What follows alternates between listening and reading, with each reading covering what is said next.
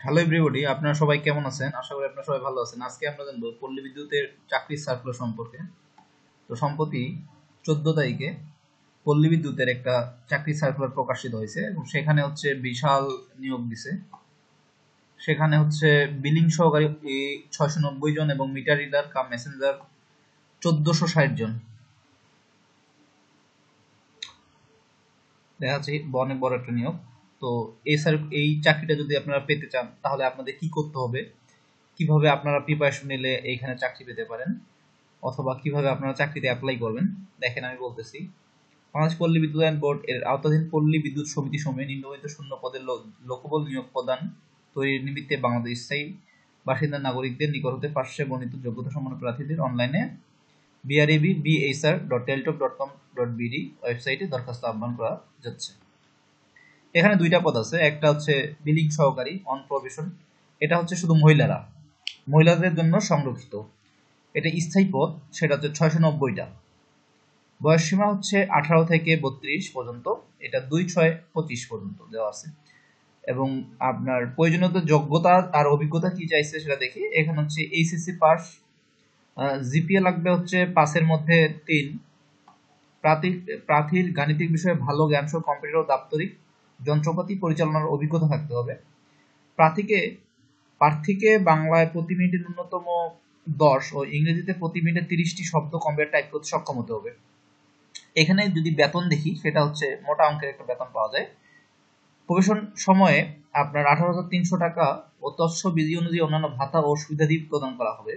On probation মেয়াদান্তে সংশ্লিষ্ট নীতিমালা মোতাবেক নিয়মিত হলে প্রবিস বেতন কাঠামো 2016 অনুযায়ী 19,220 টাকা বেতন স্কেল নির্ধারিত হবে। প্রায় সব মিলাই আপনার 30,000 টাকা প্লাস 30 থেকে 32,000 টাকা বেতন আপনারা এখানে পাবেন।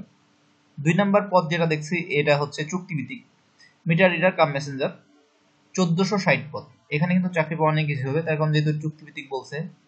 এখানে হচ্ছে প্রার্থীর বয়স হতে হবে 18 থেকে 25-এর মধ্যে, 2/5 এবং 25-এর মধ্যে। প্রার্থীকে হচ্ছে এসএসসি পাশ করলে হয়ে যাবে। প্রার্থীর অবশ্যই যোগ বিয়োগ গুণ ভাগ করার দক্ষ থাকতে হবে, আমরা যারা সাধারণ শিক্ষার্থী তাদের জন্য। তারপরে হচ্ছে আপনার বাইসাইকেল থাকতে হবে, বাইসাইকেল তো মোটামুটি সবারই আছে আমাদের। আর চূড়ান্তভাবে নিয়োগের লক্ষ্যে নির্বাচিত প্রার্থী যোগদানের জন্য নিরাপত্তা জমা সমিতি থেকে ক্যাশ টাকায় 10,000 টাকা জমা প্রদানের সামর্থ্য থাকতে হবে। আচ্ছা, এটা 10,000 টাকা জাস্ট একটু জমা দিতে হবে।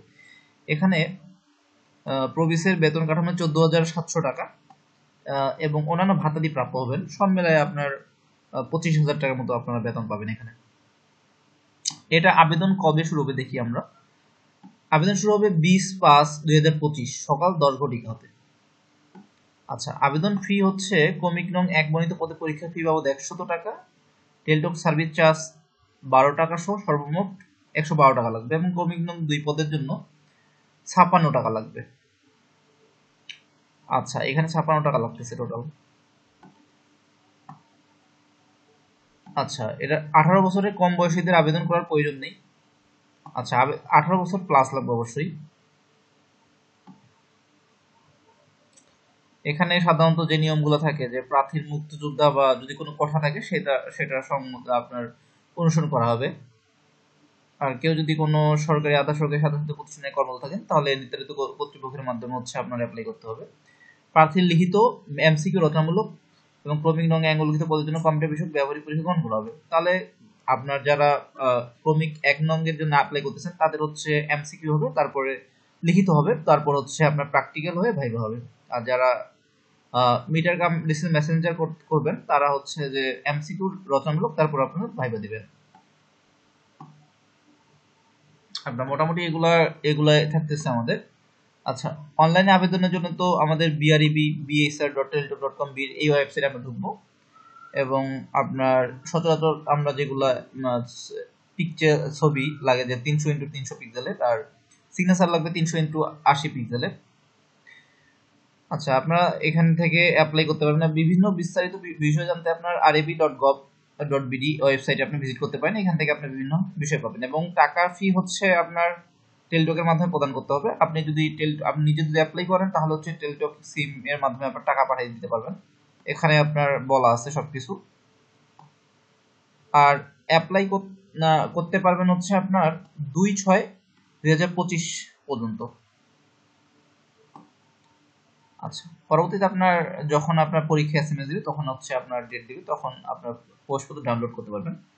তো এই বিষয়ে যদি আপনাদের আরো কোনো বিস্তারিত জানতে জানতে চান আপনারা, তাহলে আপনাকে আমার ভিডিওর নিচেই আপনারা কমেন্ট বক্সে কমেন্ট করেন এবং আমার চ্যানেলটাকে লাইক কমেন্ট সাবস্ক্রাইব করবেন, কারণ এরকম আরো অনেক ভিডিও সামনে আপনারা পাবেন।